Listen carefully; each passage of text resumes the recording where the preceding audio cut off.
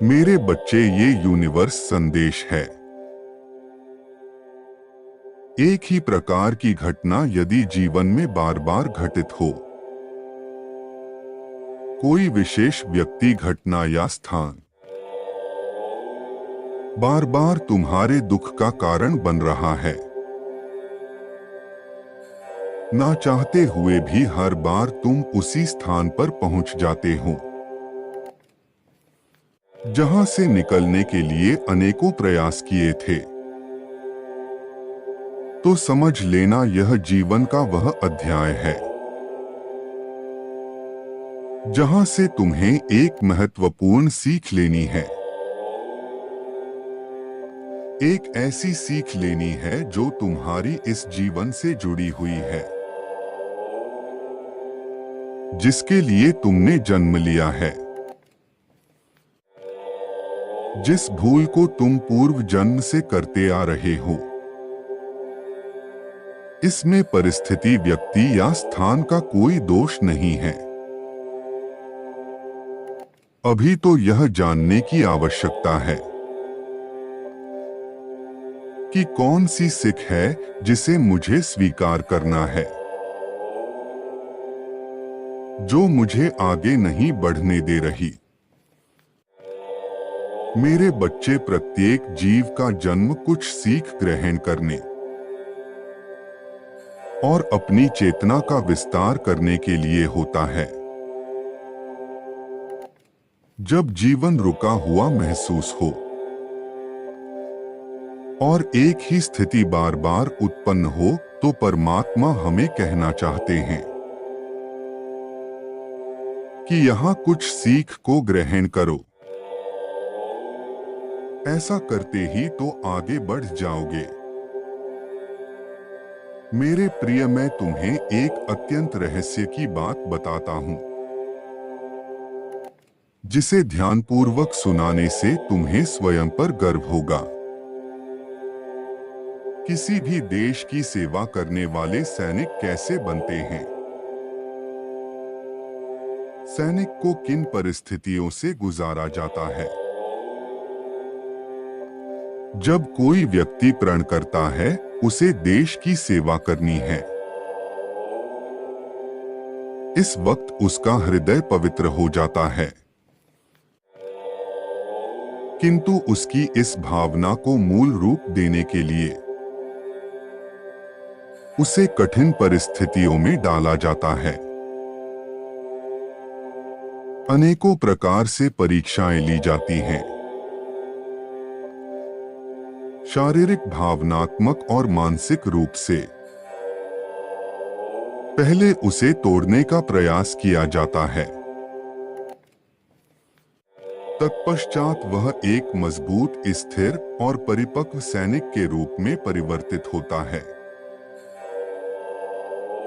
यदि ऐसा ना किया जाए तो देश पर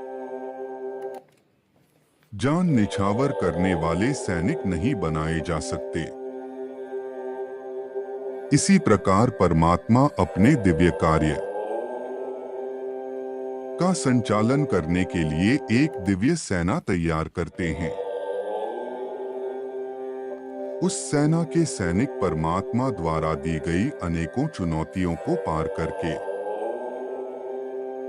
मानसिक, भावनात्मक और आध्यात्मिक रूप से परिपक्व हो जाते हैं,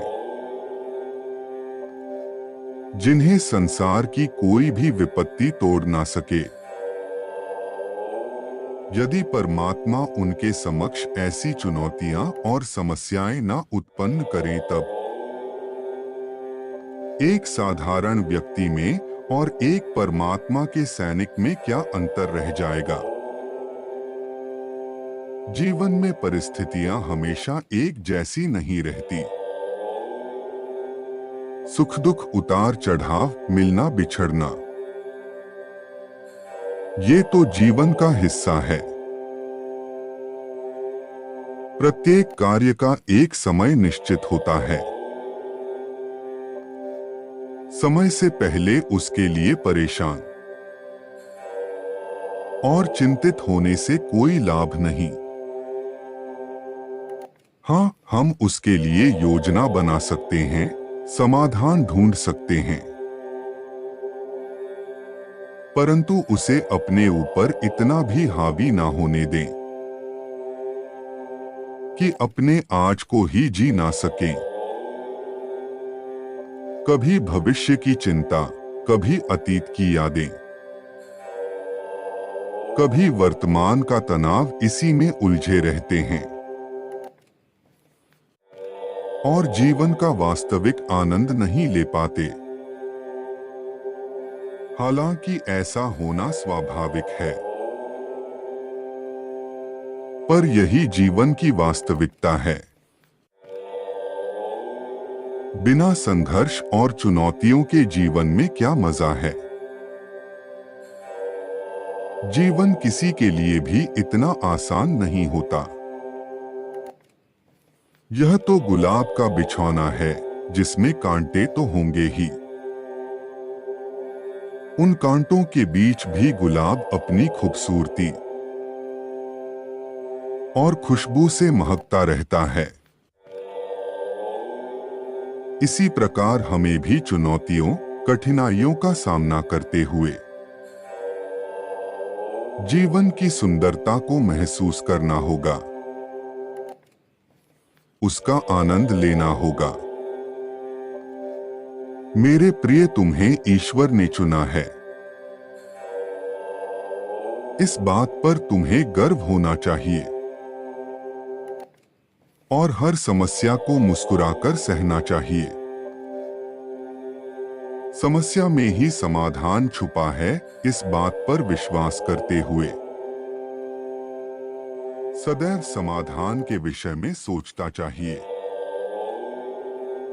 जब कोई चुनौती आए तो विश्वास करना चाहिए। यह हमें और अधिक मजबूत बनाने वाली है। स्वयं को बार बार स्मरण करना चाहिए, हम परमात्मा के दिव्य सैनिक हैं। हमारा प्रशिक्षण कराया जा रहा है। मेरी यह बात उन्हीं को समझ आएगी जो सच में परमात्मा के दिव्य सैनिक हैं। क्या तुम परमात्मा के दिव्य सेना में भर्ती होना चाहते हो? क्या तुम परमात्मा के कार्य में सहयोग करना चाहते हो? यदि हाँ, तो प्रतिक्षण ग्रहण करने और सीख लेने के ऊर्जा में रहो। किंतु याद रखना कि हर इंसान के जीवन में एक लक्ष्य निर्धारित होना चाहिए और उस लक्ष्य को पाने के लिए तुम्हें कार्य करना चाहिए। जिस व्यक्ति के जीवन में कोई लक्ष्य नहीं होता, वह अपनी जिंदगी तो जीता है, लेकिन वह इसी राहगीर की तरह यहाँ वहां भटकता रहता है। दूसरी ओर जीवन में लक्ष्य होने से मनुष्य को मालूम होता है कि उसे किस दिशा की ओर जाना है। वास्तव में असली जीवन उसी का है जो परिस्थितियों को बदलने का साहस रखता है और अपना लक्ष्य निर्धारित करके अपनी राह खुद बनाता है। कुछ न करने से अच्छा है कुछ करना। जो कुछ करता है वही सफल होता है। हमारा लक्ष्य कुछ भी हो सकता है, क्योंकि हर इंसान अपनी क्षमताओं के अनुसार ही लक्ष्य तय करता है। सदैव स्मरण रखो, मैं तुम्हारे साथ हूं। तुम्हारे साथ कुछ भी बुरा नहीं होगा। तुम्हारा कल्याण हो। खुश रहो मेरे बच्चे।